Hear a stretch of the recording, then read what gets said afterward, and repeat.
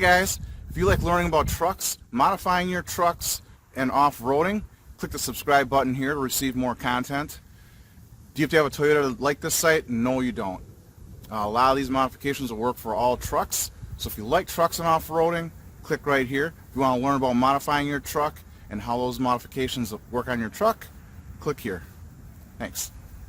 Hey guys, TACOMA guy here. This video is on the $100 chips that you can get for your vehicles, on whether you should get them or if you should not get them, and which one's the best one, stuff like that.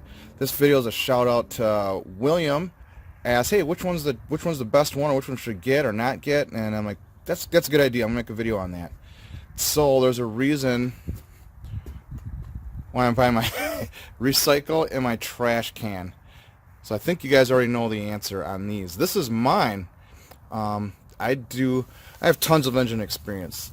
I think since middle school, when I learned about the internal combustion engine, I've been studying and trying to find ways to make the engines run better, have more power, ever since I was like 15 years old, something like that.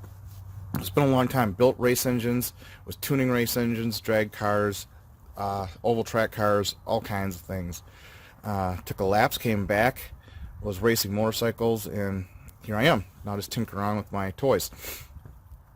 But I still, when they advertise instant horsepower, improved economy, easy installation, stuff like that, it's a goal, and it's $100. You're like, man, this has got to be a good idea. You would think that these companies would be testing this and the stuff actually works. Okay, they don't really work that good. You might find some hiccups here and there where they're kind of working, but anything that you just plug into your vehicle, for the most part, isn't working. Some of them increase the throttle responsiveness, which it's going to make the throttle more responsive, so if you want that, that helps. Some vehicles might have a really laggy throttle, and some of those things you can buy and put right on there, makes the throttle more responsive. Okay, but they're kind of expensive just for that, when there's better ways to do that. These guys splice into your lines with not very good parts. They just use cheap parts to splice into your line. I have aftermarket intake now. Here's my tape. This is where I had to remove the splice that they gave me, because it's a cheap one that crimps onto your mass airflow sensor. It doesn't even splice in, it just crimps on. And yeah, that wound up corroding and wrecking the wire, and it cut off both ends, solder in and splice a new wire. Now it's better than new, but now I had to cut into my harness. Okay, don't buy $100 chip and splice into your harness. But you have to splice into your harness, don't get it. So I don't recommend these. These are junk. On TACOMA, we were kind of forced because there was nothing. There was really no options. So you're just trying something. Okay, how can I do something for the truck? Because they excellent reliability, excellent off-road, but not, I want to adjust some power. There's no way to do that. So those $100 chips, forget about them. So this video says any chip. This doesn't matter if it's your TACOMA, your Ram, your Chevy, your Ford, your Mustang, your Camaro, Trans Am, anything. Any car that you can buy one of those chips for, don't do it. This is right where it belongs. Anything less than a tune goes in there. Okay? Those are junk, which is why it's in the junk pile. The next thing you have is piggybacks. Piggybacks cheat your computer into thinking that the circumstances are not what they are, and tricks your computer into so you can adjust the fuel and things like that. Piggybacks aren't terrible. They're okay. I like the URD for $200. They might even be less than that now. I did have to splice it in, but I did hard solder that in. But that's inside the car, not under the hood. For $200, you can adjust your full throttle fuel pretty darn good. Okay, you can make the truck run a lot better just by bolting that on there. But it's not a save all. It's supposed to recalibrate your mass airflow sensor. I think it kind of does, but it's hard to get it precise without just dumping more gas in it. This does help acceleration quite a bit, but it also reduces gas mileage quite a bit. But it works very good, and they're cheap. That's probably the cheapest way if you have a Tacoma and you want to fix your full throttle fuel. Get one of those, put it on there, call it a day. That's about it. Again, I did the video and I had the other one, the unit chip, which also allows you to adjust the timing. On these trucks, timing doesn't make a huge difference. It helps a little, but the way the engine is, it can only accept so much timing. So the factory is pretty close, so there's not much to be gained from adjusting the timing, and that system is really expensive. So really, if you want more performance from your Tacoma, get one of these, or you have to tune it. There's going to be two ways to tune it. HP tuners, if you have a second generation truck, is pretty much going to be your go-to, but you are still going to need to get a tune.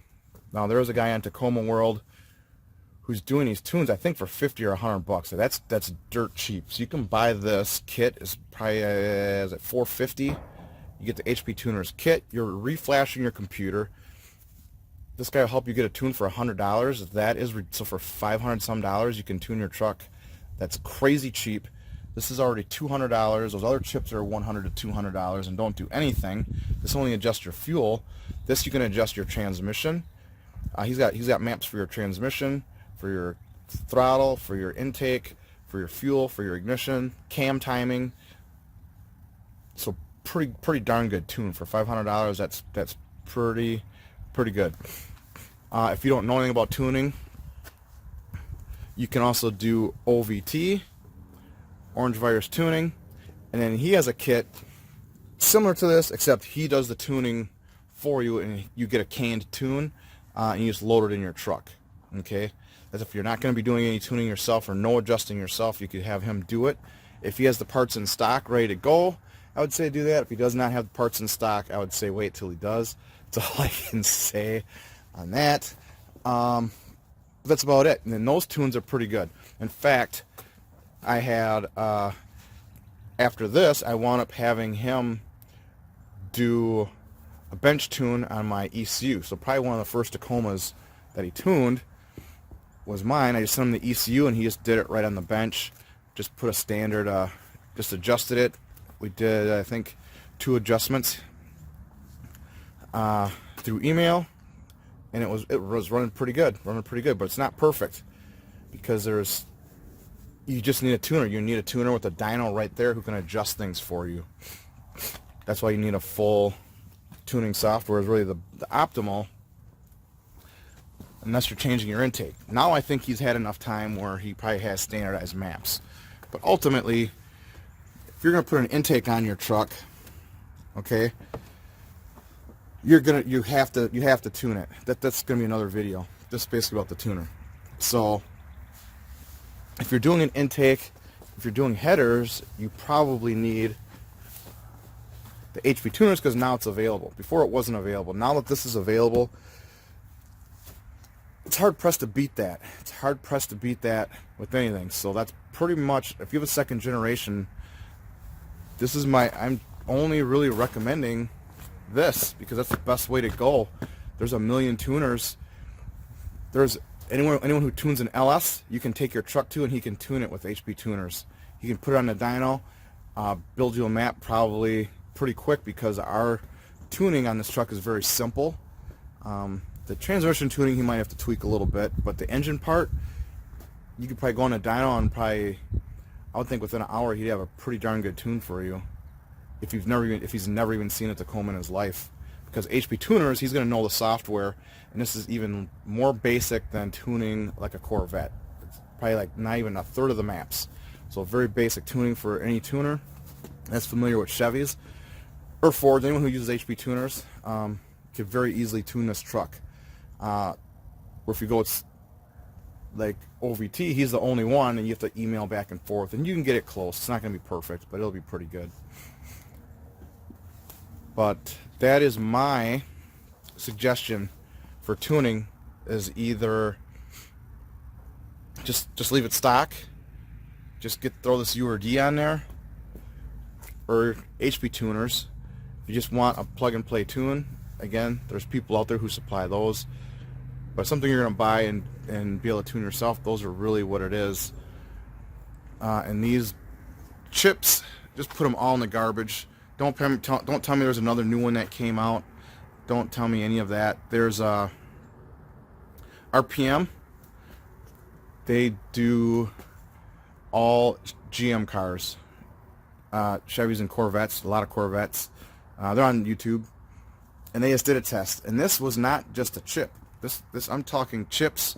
Any of these flash tuners, anything that you're not actually adjusting, recalibrating, and these canned tunes, you're really just guessing if it's going to work or not. And for the most part, they don't.